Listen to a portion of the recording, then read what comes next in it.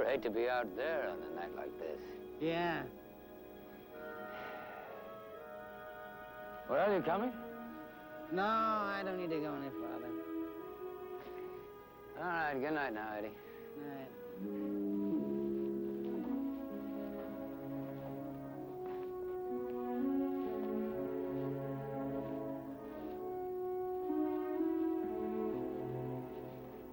Oh, you're fidgety as a cat. Yeah, that's me.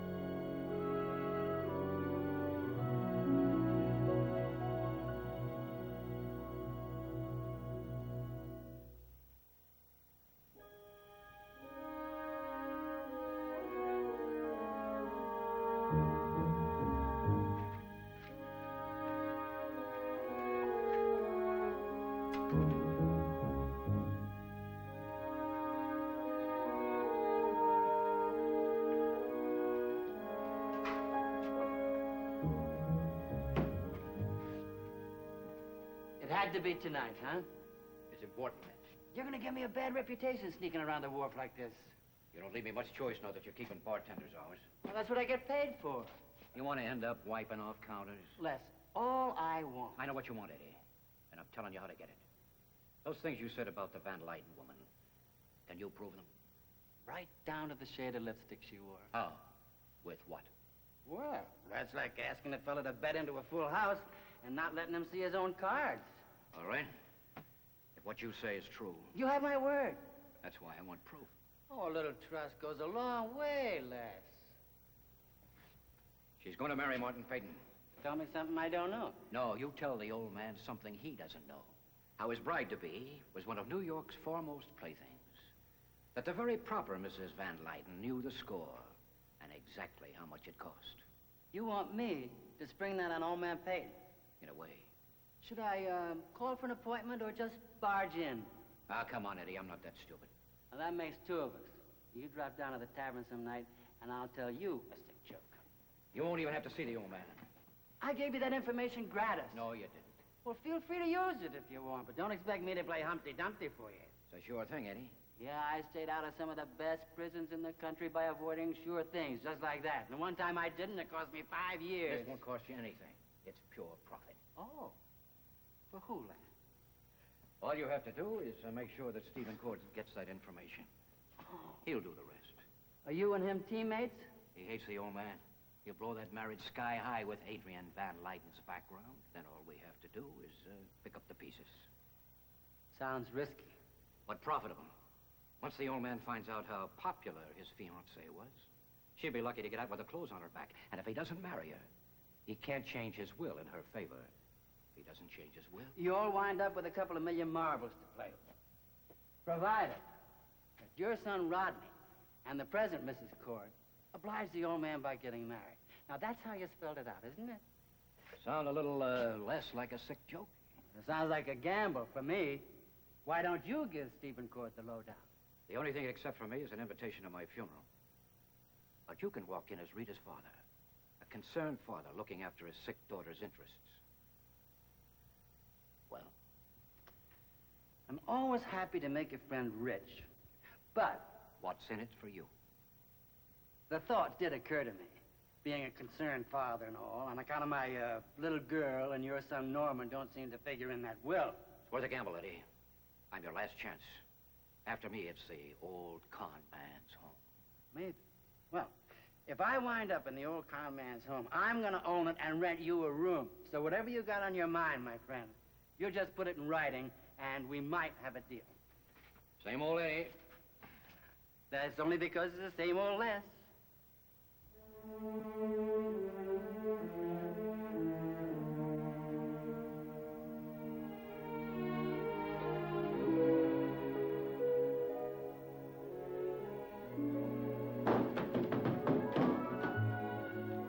What are you doing? I didn't mean to waken you, Martin. What is all this? This is goodbye. Come down here. No. What? No. I'm through performing on cue. You're too old for tantrums. This isn't a tantrum. Don't be melodramatic. How can I get it across to you that I'm finished? By coming down here and telling me, quietly and rationally. My mind is made up. Fine. There's nothing you can say. You can't threaten me. You can't cajole me. I wouldn't dream of it. Then what do we have to talk about? Adrienne, you must have noticed that I'm rather advanced in age. My muscles aren't as firm as they once were. Matter of fact, my neck is throbbing right now. I'd like to hear your decision from a less awkward position. All right.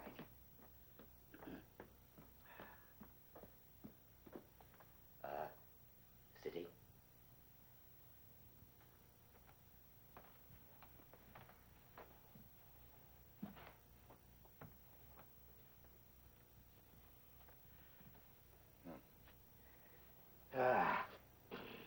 Now then, where are you going to go? I haven't thought that far in advance. The big thing is I'm leaving here. That's the first step, and it's the most important step. But why? Because I can't stand it anymore. Calm yourself, Adrienne. Let's talk this through. Martin, we've said it all before. At least you owe me an explanation. I don't owe you anything. I've paid you in full. A courtesy, then. A courtesy that you haven't earned. Perhaps I can purchase it. Martin, I've done everything that you demanded of me. Stephen's marriage is finished. You sound almost guilty about it. Nonsense. It's just that it's finished and I'm going, that's all. It hurts, doesn't it? What hurts? To be involved. To be emotionally involved. Just like Eve and that bothersome apple. You weren't content to look. You had to touch. That's one thing I didn't take into consideration. Perhaps because I'm totally immune to Stephen's charm. Well, I'll get over it. Of course you will. You'll get over it? Yeah. With me. No. I'm afraid not, Martin. Adrienne, scuttling Stephen and Betty's marriage was only part of our bargain. You may be through with me. I'm far from through with you. Really, Martin? And what are you going to do to me now? Add another link to my chain? Or are you going to expose my background and lead the outraged citizens in throwing rocks? Only what you forced me to do. Thank you for being so honest.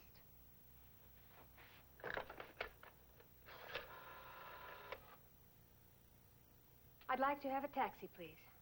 The address is... I need you, Adrienne, as much really as you need me.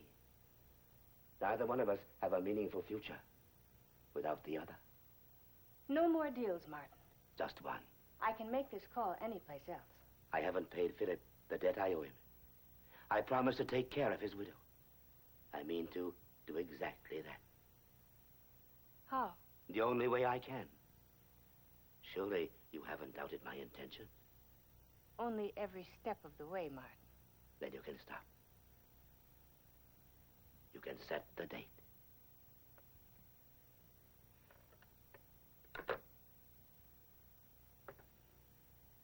Have I forced you that far?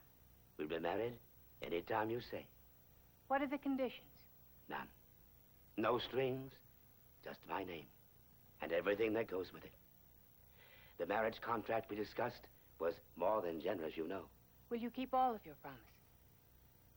Will you turn Philip's letter over to me? I've always kept my promises.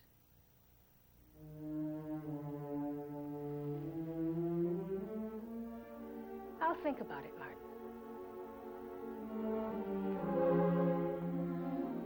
That it isn't goodbye, Adrienne? Just good night? For now. Forever, Adrienne. I promise you. We'll see, Martin. Oh, leave those, my dear. I'll have Weber bring them up in the morning. No. I can manage.